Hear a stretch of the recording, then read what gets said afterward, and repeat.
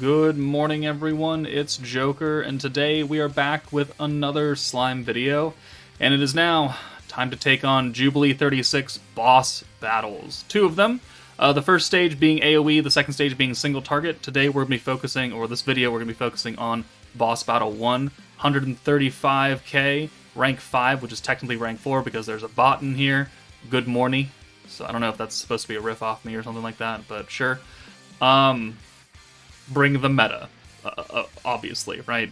Bring the Tempest Elite meta, and if you don't have it, there's one okay substitution, and then there's a bunch of not good substitutions. But you know, you got to do what you got to do. The stage is very, very limiting. You can't crit, you can't use 80-point skills at all, and you can only really send blue orbs because they nerf greens and oranges, so it does lock you away from some of the big time buffs, and it does hurt a lot of units. But let's go ahead and jump in. Alright, so the first team is the meta team with the second anniversary wielder of magic Hinata for the all element buff. It's fairly straightforward team. There's not much jankiness going on here. We have 3 orb changers, right? Gobta, Benimaru, and Shuna. We've got an alt swap. We've got a bunch of buffing units. Pretty much everyone but Gobta is a buffer, but Gobta's still providing a lot of value with his alt swap and his turn 1 orb change because we start with 2 greens. So he is a fantastic option, not only for this team, but I think for just the game in general for free-to-play players on a blue stacking team. So I foresee him having a lot of use in the future, probably, because we're never going to not get blue teams, right? So turn 1, Hinata and Gobta come out. We send 6 blues. We call it a day. Rimuru goes last, of course, because he has type advantage. Shuna is going to be like your primary damage dealer here, because she's going to do a big-time AoE. But, not having type advantage means that she's still probably going to underperform compared to Rimuru's just single target output, alongside Rimuru having, his 100% buff for alt, and, Shuna no longer getting an alt buff at all. So, it does make things a little unfortunate. Fairly good hand right there. We were able to change it, and we've got a lot of Benimaru orbs, which is also good, because Benimaru has the lowest attack stat out of all 3 of the units, because we're trying to prioritize the AoE and Rimuru. So by having a lot of Benimaru orbs, it does actually help us get 3 alts when we're actually ready to go on the nuke turn. We don't nuke early at all with this team. We nuke on turn 5. We just kind of save everything until then. We've got the EX alt for Rimuru already because we used a double stack, plus that full hand of blues means that we've got another gauge and a half of trainee, 130 points. Awesome. And now we can use the Pierce buff, and we've already used 1 stack of burn. Now, I'm aware of a strategy where you can burn like up to 2 or 3 times depending on how good your RNG is.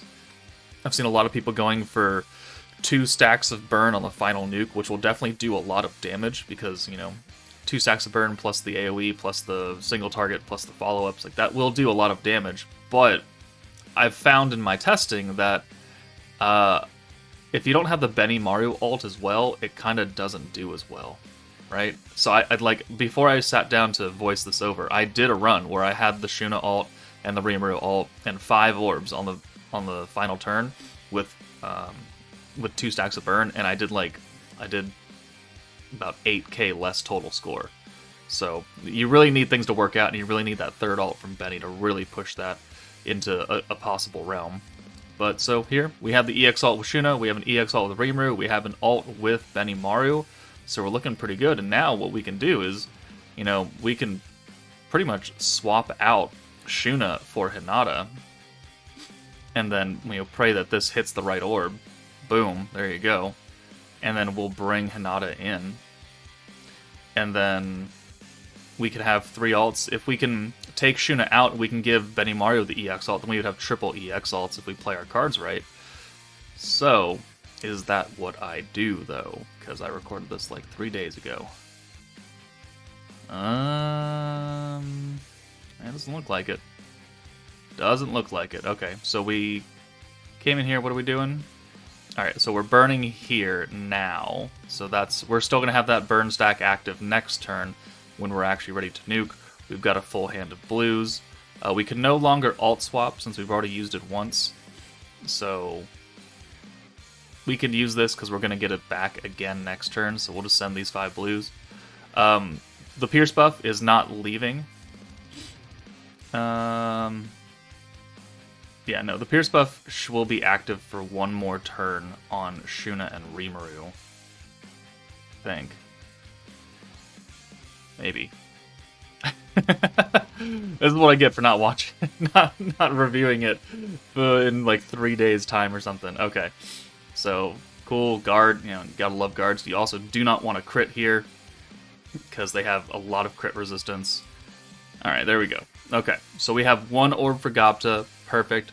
We'll bring Hinata in, and she will be able to buff our 2 EX ults right here, and then we'll use the Rimuru single buff because, you know, it doesn't affect anybody else. And then that 1 Hinata orb goes away for the Benimaru ult. And now we have a 6th Send. Now everyone has the physical buff. Now, you know, Shuna and Rimuru are fully buffed as much as possible. We've got the follow-up. We've got 1 stack of burn on Lumi, and then we will go ahead and send Shuna first because she, you know, lowers the physical resistance, and then we'll send everything else after that. So Shuna, 240 on the single target, or on the middle Lumi, because she has the alt resistance down. And then Rimuru does 1.4 million right there, looking pretty good. And then the final hit for Rimuru does 160k, very good damage. Alright, 278 from Rimuru's follow-up, and then the burn, 685 for 4.42 million damage score. It's pretty good. It's pretty good for a very straightforward team with not a lot of super bad RNG to really contend with. I mean, there are probably sweatier options that take a butt ton more tickets to do, I'm sure, but, you know, I'm like number 5 right now, number 4 without the bot, so I think this is a plenty good score. And yeah, there we go. So that's the meta team. Let's move on. Alright, the next team substitution is going to be the Konosuba Rimuru with free-to-play Rimuru, free-to-play Geld, Summer Lumi, because she's AoE fire, and she's got that alt buff, and the blue damage, and the charm. And then we've got the 2 fire Shizus, the AoE fire Shizu, and then the single target Summer Shizu. So 3 fire units, a stacking protector who does give extra damage against Earth. Now, most players nowadays probably don't have this Konosuba Rimuru, because a lot of people have quit in between last year when Konosuba came out and now. And he's never coming back. So this team may or may not actually be useful for you, but it is a viable strategy if you do have access to him. And if you have took a long break after Konosuba came back and it's like, okay, well, what do we got here? We got some random units from some tickets. I mean, it's possible. It's not likely, but it's possible. But we're going to run with all 3 fire units up front. The 2 Shizus are underneath the Rimuru Adventurer category, so they do get that extra 60% damage buff. Summer Lumi does not, but she is still fire physical, which means she'll do okay damage. That hand is not super great, but we can still work with it. So we only have really 1 character here that needs to get the EX ult, and that is Summer Shizu. Lumi, we do not rush her ult. It's very difficult to do so. And then Christmas Shizu is not an EX character, so we don't need that much alt gauge for her. So it's okay if she misses a turn, as long as we can get the charm on a few different units.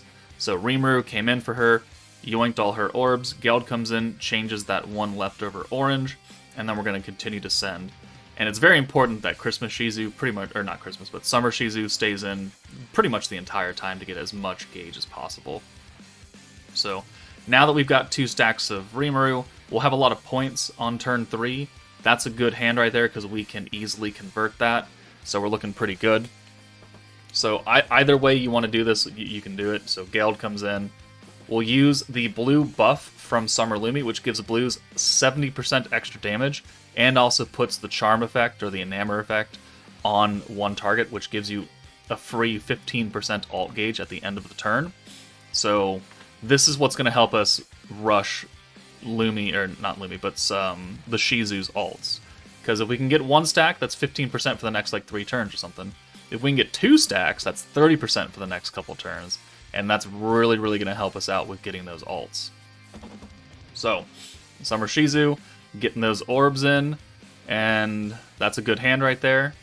And the blues now do extra damage, which just helps. So there's a charm, and there's the extra free alt gauge. We're getting very close. Summer Lumi has an alt. Awesome. I mean, I wasn't looking for it, but if you can get it, then it will certainly help.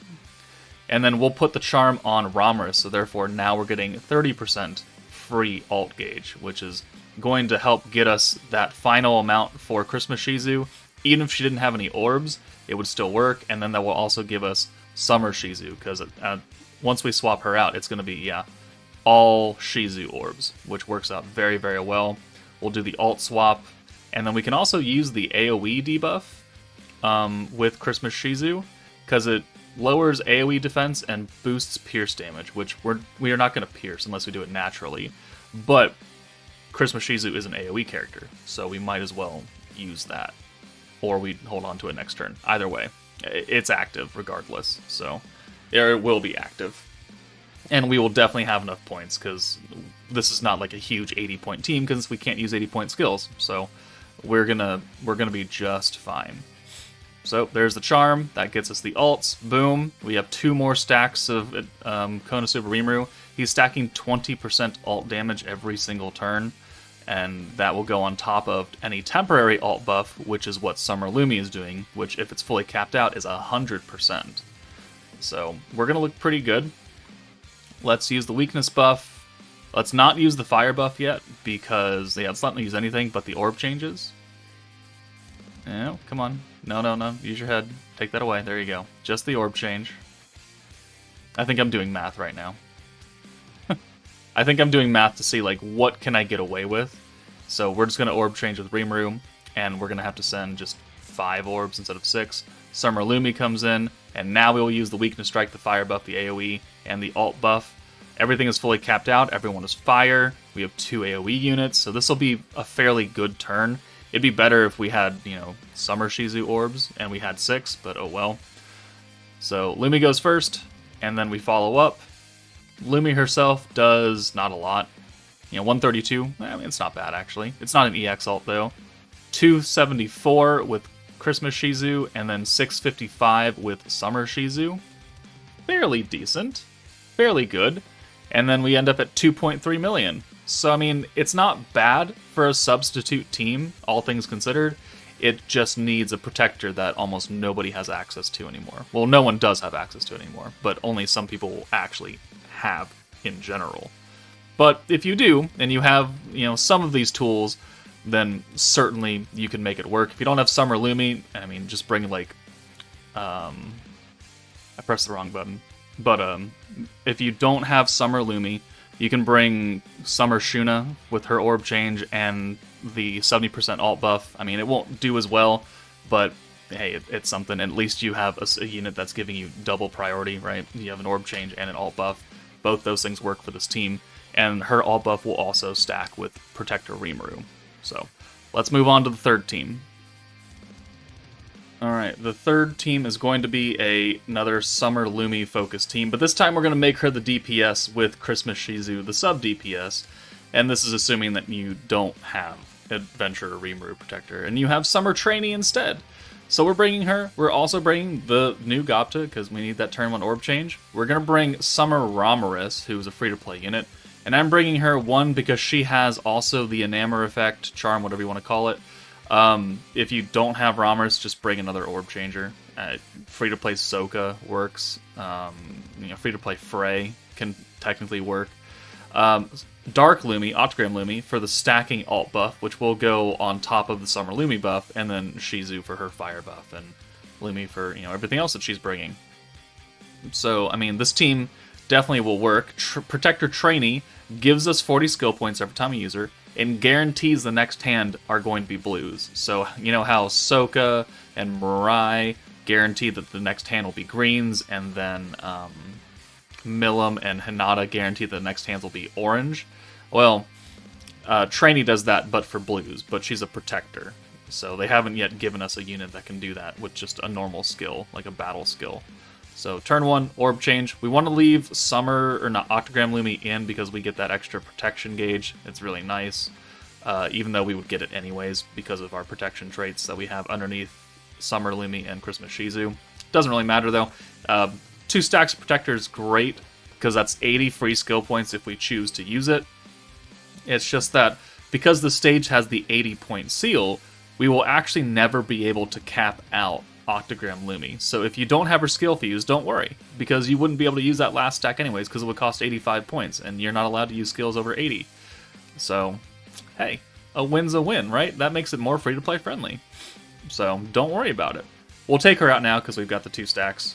So we'll use the Orb Change here, and then we will use Trainee to guarantee the next hand is blues, but also give us that 40 points, which will enable us to, again, use Gopta's Orb Change. And that'll get us another full hand of blues, and then we'll be looking pretty good. So, I have the Fire Charm on Trainee right now. You could very easily get away with using like the Skill Point Charm, because Trainee does not buff blue orbs at all, right? She's guaranteeing that we have future hand of blues, so everything is a blue orb, but blues inherently do not give us a lot of skill points, and, you know, she gives us 40, great. Sometimes you need a little bit more than that. You need to be a little bit closer to the cap to make things really work efficiently. So instead of the Fire Charm for damage, you could go the skill points on Blue Charm for, you know, utility instead. So there's the Enamor effect, boom. So now we have 2 different stacks of that. We could, in theory, get 3 if you really, really, really pushed it, and that would just super guarantee that we're going to get a lot of alt gauge. So we'll use 2 stacks of Trainee here, and that gives us 80 skill points, which means that we can get another stack of Lumi. So that's now 40% extra alt damage from Octolumi. We can use it 1 more time, and we have, you know, 1 more turn technically to do so efficiently. So 30% alt gauge coming in, that will give us Christmas Shizus alt, and then we just need to worry about Summer Lumi, and thankfully, we got a few orbs for Summer Lumi, so we're going to be okay. 65 points now, so we can use the 3rd stack. We'll use the AoE debuff from Christmas Shizu now, because why not? And then, we can just take Christmas Shizu out, and that'll bring in another Summer Lumi orb. Perfect. And then we can alt swap away, if we use Trainee again. Right, so 40 points right here.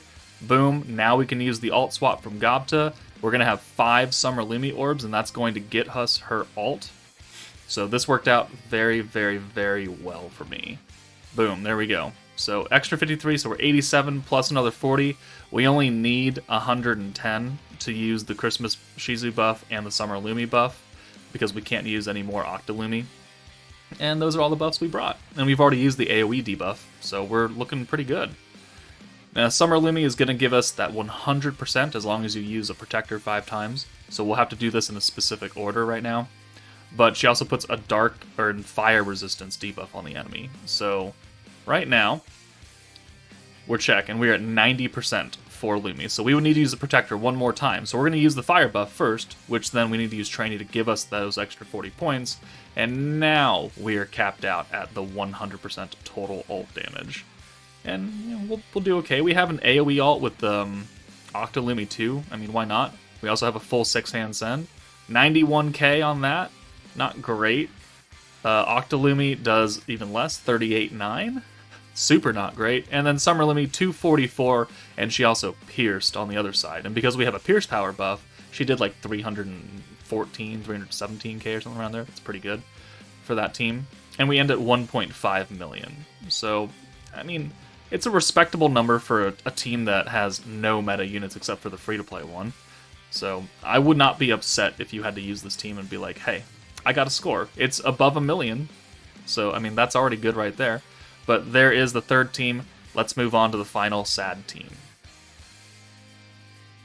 Alright, so these boss battles put an 80% debuff on oranges and greens. But there is a way to get around that. By giving your greens a 150% buff, which is what Chabby does. Chabby buffs all green orbs by 150% for ult, skill point, and protection gauge. So, we're not going to be at that 150, right? Because 150 minus 80, math is hard. But it's still going to get us a lot of gauge. And, you know, we're going to use this very wonky, old, free-to-play-ish team, right? Chabby is an OG protector. Wind Lumi was the 2nd meta ever in the game, December of 2021.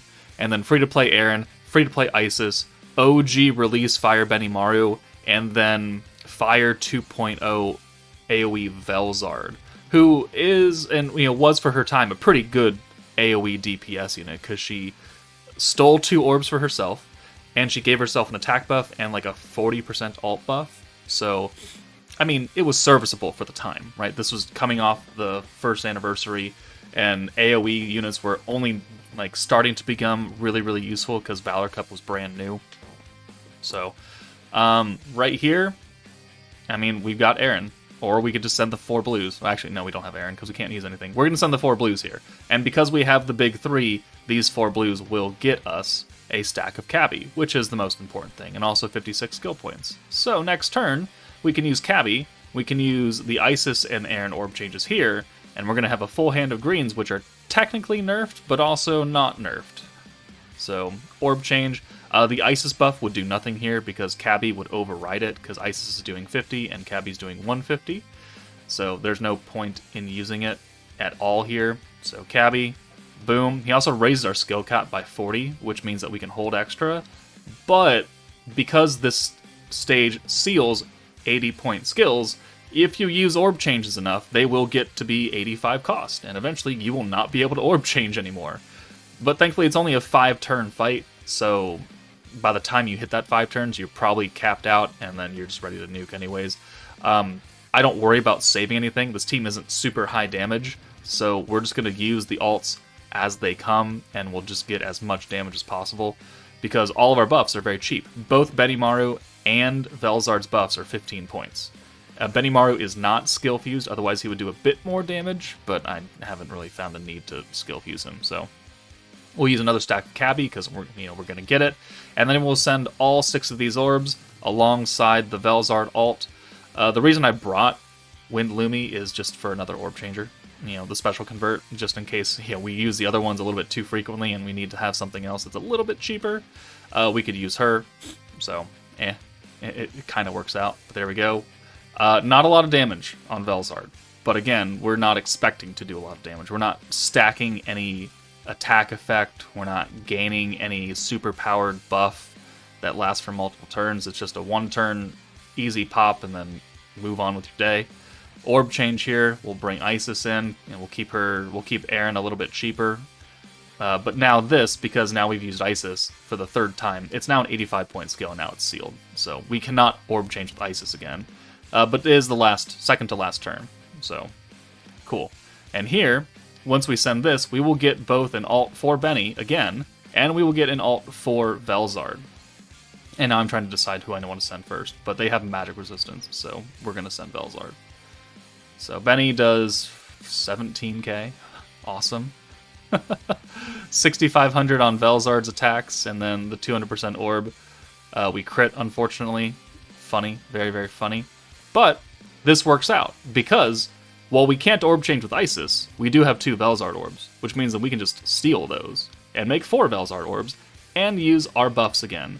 And Benimaru's other thing doesn't really matter here. So we have a full 6-hand send. We have 2 alts, AoEs, that are buffed technically, and we can use Chabby again because, why not? It's just habit at this point. But there we go. There is your welfare team for this stage. It's not a good score. It still gets you an S rank, but it's pretty laughable. But if it's what you got, it's what you got, and just do it once and move on with your day and don't worry about it. So, hooray. Let me know if this video helped you guys out. We did 500,000, which actually is kind of more than I was expecting to do overall. But hopefully it helped you guys at least give you an idea of what to use for boss fights. This meta, I know I have told a lot of people not to summon because it's not very impressive. And I think that's just the Protector's fault, but I'll talk about that in like the tier list or something. So that's it for me, guys. Take it easy, and I'll see you all later.